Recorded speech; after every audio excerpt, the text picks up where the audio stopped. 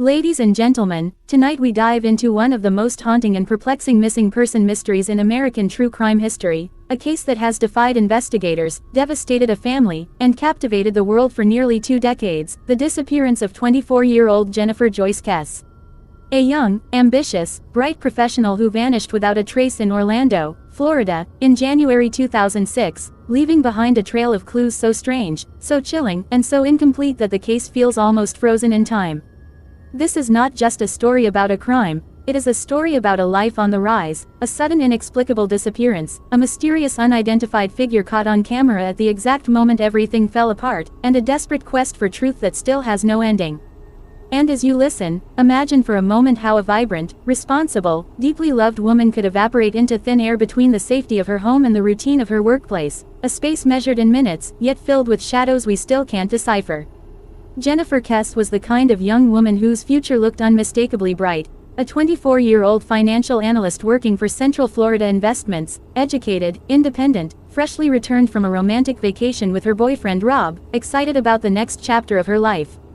Her family describes her as organized to the point of precision, someone who paid bills early, kept her apartment immaculate, and never missed work without notice.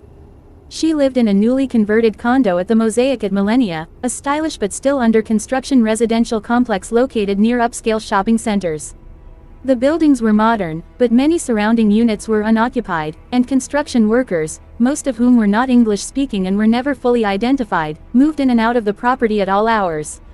Jennifer had made casual comments to friends and family about feeling uneasy around some of these workers, as if they stared too long, as if she was being watched. But like many young professionals living alone, she brushed off the discomfort, believing it was just a part of city living. January 23, 2006, was entirely normal. Jennifer had just returned from a weekend trip to St. Croix with her boyfriend, feeling relaxed and content. They talked by phone that evening around 10 p.m., a completely ordinary conversation. She complained of being tired, happy to be home, and planning to sleep early so she could prepare for work the next morning. Nothing she said hinted at danger, fear, or unusual concerns. That phone call would be the last time anyone heard her voice. The next morning, Jennifer did not show up for work. Her coworkers immediately noticed because she was famously punctual and responsible. They tried calling her phone, no answer. They tried again, nothing. Her employer contacted her parents, Drew and Joyce Kess, who instantly knew something was wrong. Jennifer was not the kind of person who woke up late, forgot obligations, or ignored calls. For her parents, the dread was immediate and overwhelming. By mid-afternoon on January 24, the Kess family drove the 2 hours from Tampa to Orlando and arrived at her condo. From the outside, everything looked calm, but the moment they stepped inside, they felt a chilling stillness, as if time had paused the second Jennifer left. The apartment was clean, nothing out of place, no signs of a struggle. Her clothes from the trip were neatly laid out on the bed, indicating she had unpacked and settled in. The bathroom appeared recently used, damp towel, makeup placed out as if she was getting ready for work. The outfit she would likely have worn was missing. Her phone, purse, and keys were also missing. But what struck investigators was what was left behind: her work ID badge and her phone charger, 2 things Jennifer never forgot. It was as though she had left for work, or started to, but never made it to her car on her own terms. The first major clue appeared the next morning. Jennifer's black Chevy Malibu was found abandoned at a nearby apartment complex called Huntington on the Green, about 1 mile from her home. Surveillance footage revealed that at 12 p.m. on January 24, roughly 4 hours after Jennifer would have left for work, an unidentified individual parked her car and walked away. This person is seen on video in 3 separate frames, each time with their face perfectly obscured by the bars of a wrought iron fence. To this day, investigators call it the luckiest, or unluckiest, timing imaginable. The figure appeared to walk with a strange gait, arms swinging wide, posture loosely slouched. Experts and detectives have debated whether this person was male or female, young or old, tall or short, but no conclusion has ever been reached. What is known is that this person deliberately parked Jennifer's car, waited inside for a moment, exited casually, and walked away as if nothing were wrong. Inside the car, things got even more puzzling. A small DVD player was found on the backseat, something Jennifer had recently purchased. The driver's seat was pushed back farther than Jennifer would have ever used, suggesting someone taller had driven it. Her fingerprint traces were faint, inconsistent with her daily use of the vehicle. A dusting of what looked like construction sand was discovered on the floorboards. It was as if someone unfamiliar with the car, possibly someone from the area or one of the nearby work crews, had briefly controlled it. But no DNA, no definitive fingerprints, nothing conclusive ever surfaced. From there, the timeline grew murkier. Residents at Huntington on the Green reported seeing a man standing near Jennifer's car earlier that morning, leaning against it casually.